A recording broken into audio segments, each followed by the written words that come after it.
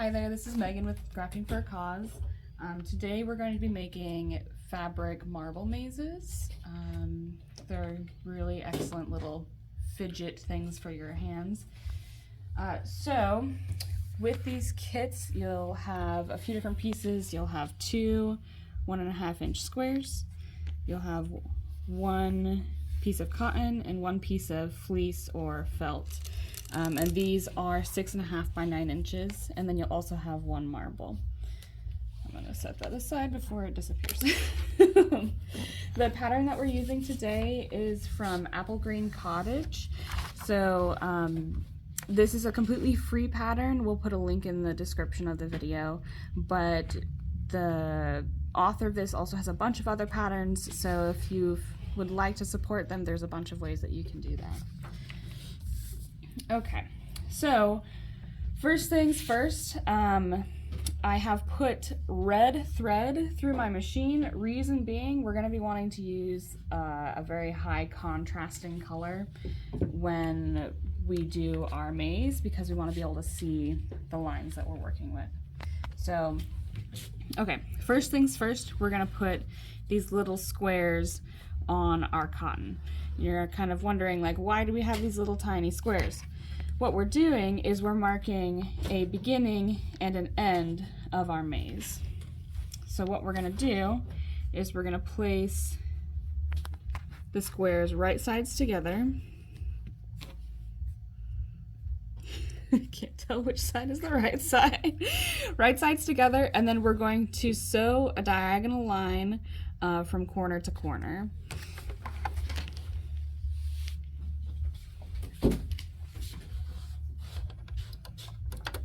And I'm going to put a different foot on here. All right. Okay, so we're going to go from corner to corner.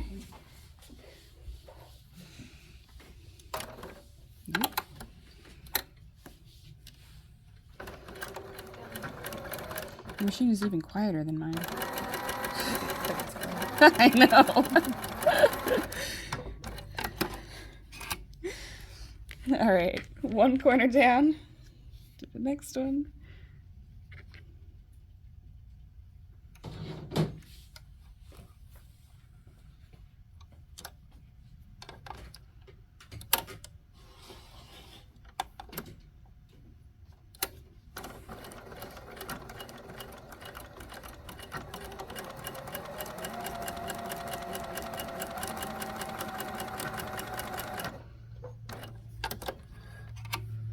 Okay, so now that we've got our little squares on here, right sides together, these little squares are actually going to just turn over like this, and these are going to be our now new little start and stop markers for our maze. And you can press these with an iron, you can press them by hand, totally up to you. So next thing we're going to do is we're going to put our cotton right sides together with our fleece or flannel or felt, whatever fabric you have. But it needs to be a stretchier fabric so that the marble will move through, right? Yes. You can do these with 2 pieces of cotton if you'd like, but adding the fleece just gives it that little bit extra movement. Okay. And you can see these aren't cut perfectly. That's fine. That's because I cut that one. This is a common occurrence that we have here. Regardless, we're going to be going around this entire rectangle with a 3/8 inch seam allowance, leaving a space opening, and you can leave that opening wherever you choose. According to the pattern, they recommend leaving your opening at one of the short end bottoms, so I'll do that today.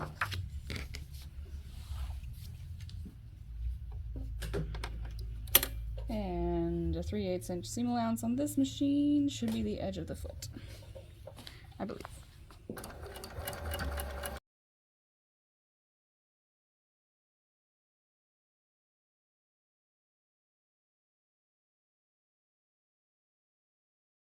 You can use pins if you'd like to keep these pieces all together, but these squares are so small that I'm not too concerned about it.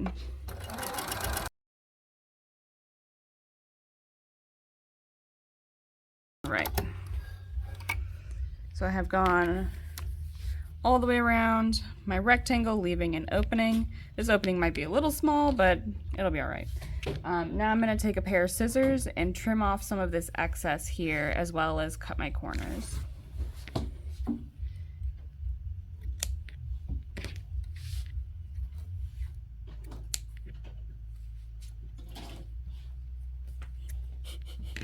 You need to sharpen my scissors. You need to sharpen everything. Oh my gosh. Okay. So you can choose to cut your seam allowances down a little bit if you'd like, but really all you need to do is cut your corners like that. From here, we're going to turn it inside out, or right side out rather.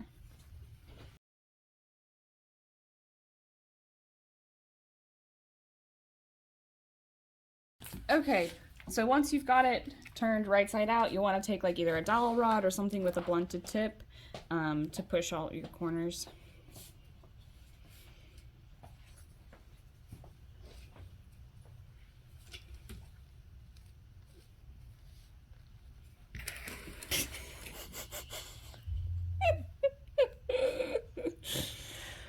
Oh, I'm a mess this morning.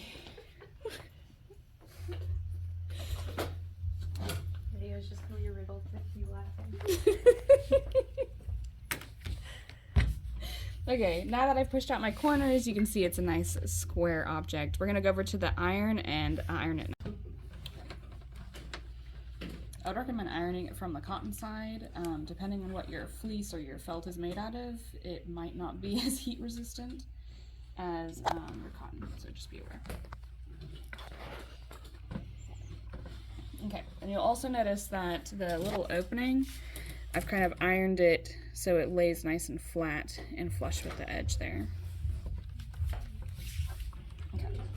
What we're gonna do next is we're actually going to put the marble inside of our pocket, and he's just gonna hang out in there for now.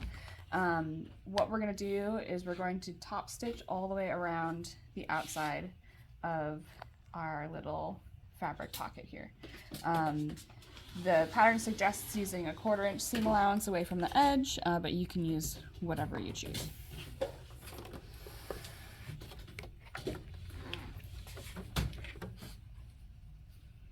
Making sure your marble doesn't fall out as you're going.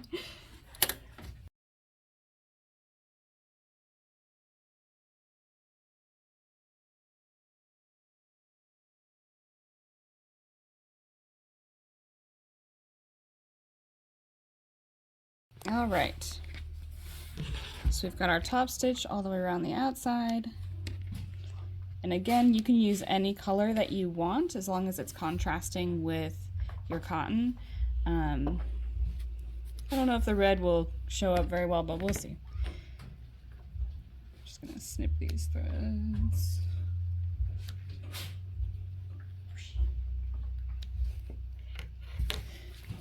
Okay. So you can see we've got our marble inside here. Next thing we're gonna do is gonna be a little bit tricky. You have a few different options though. So you can see on our pattern here, that next thing we need to do is put our actual maze markers on here. And you are welcome to make any style maze you want. You can make it as crazy as you want, squiggly lines, what have you. Go for it. If you would like to use the pattern that's already created, you can cut out this piece of paper and actually place your paper on top and then stitch directly onto the paper, and then tear your paper away and use it that way. I find that you go through a lot of paper if you choose to do that, but totally up to you. What I'm gonna do is I'm gonna use a ruler instead.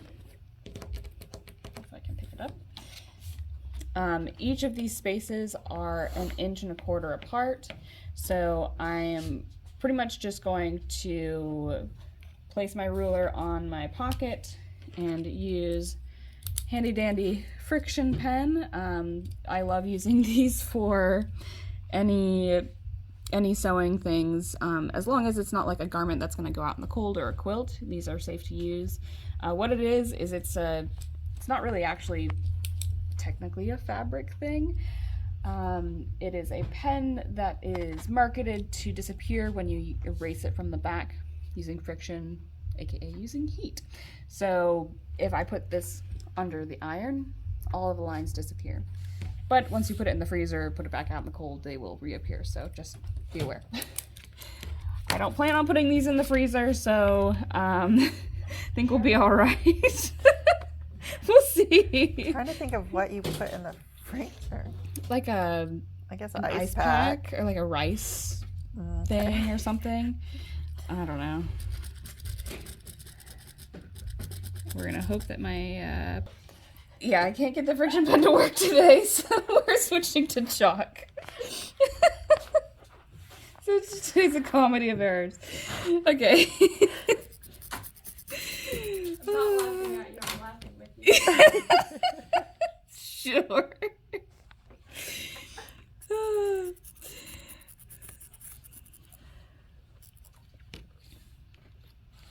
So I am literally just marking 1.25 inches up from each of these lines.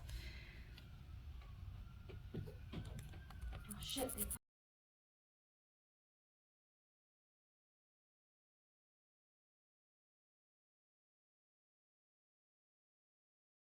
Move your marble out of the way so that you can make sure that it's nice and flat while you're doing this.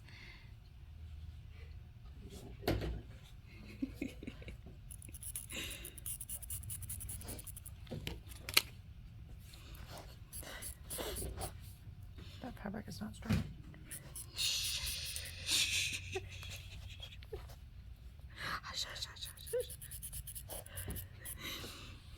Okay, so I just measured 1.25 inches between each of these lines and then just drew lines. Again, you can make it however you choose. Another option is to, that Tara brought up, you can cut out this pattern here, cut these pieces out, and then maybe even cut lines through here so you can use it as a stencil and then just trace around those lines when you place it on your fabric. So there's a lot of different ways to go about it. Just find whatever works best for you. So what we're going to do next is we are going to top stitch these lines. It is recommended to use either a straight stitch and back stitch, or you can use what's called a triple stitch. So that's what I'm going to do today. On your machine, it's number 6. On most machines, it looks like 3 little lines right next to each other like that. I didn't even know that was a thing. What it does is it will create a reinforced stitch, a reinforced straight stitch, which is really nice and it looks really pretty too. So when you're doing your top stitching, make sure that your marble is somewhere inside of the actual maze piece that you're trying to sew. So this first chunk is a vacant space, so I'm not worried about my marble being in here. But once I sew this, I'm going to stick my marble up in this corner so that I don't lose it. All right, so here's our triple stitch. You can see how it goes forward and backward.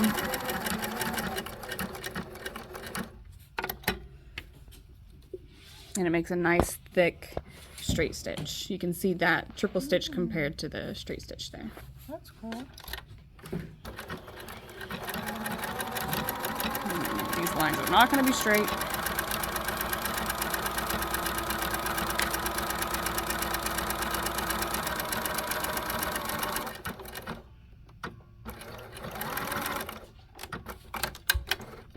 Wait, what's that button do? So what I did instead of doing a back stitch at the end is I did a lock stitch, just so that it wouldn't mess up my pattern and I wouldn't get lost, or it just makes a cleaner securing stitch. On this Bernina, it's this little knot button here. On some other machines, it's going to look like a dot or a circle. So just look at your manual and see what you can find. Okay, like I said, I'm going to push this marble up into this corner so that I don't have to fuss with it later. And the question was brought up with, why did I choose to start on the cotton side versus the other side? Because it's so much easier to see on this side if I'm using a black pen, right? I find that marking on fleece or felt is not as clean as marking on a cotton because you run into all the fibers and everything. So if you don't have any trouble marking on the fleecy side, by all means go for it. I just choose not to. But I can see this yellow just fine. If I were using a black or something darker or a blue, like this really wouldn't work, but just do what's easiest for you.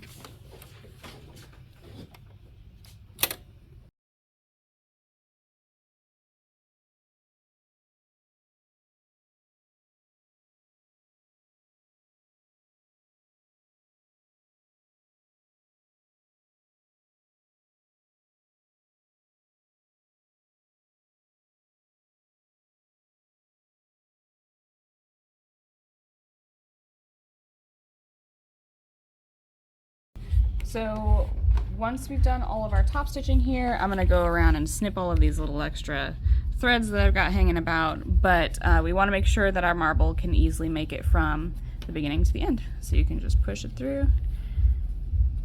It might be easier to see from this side. Make sure it's not getting caught on any stitches or anything. Ooh. And there you have it, from start to finish. Please put it back in the Ziploc bag it came in. The kit came in so that we can put our paper in it and deliver it. And if you have any like chalk residue or anything, this is completely safe to just toss in the wash as well, to get rid of any like markings or anything like that. Or you can just take a wet washcloth and kind of rub it out. So, your choice. But yeah, that's all we got for you today. They're super simple. Again, you can make any design you want. Pretty much make them out of any fabric or scrap fabrics you have at home. But yeah.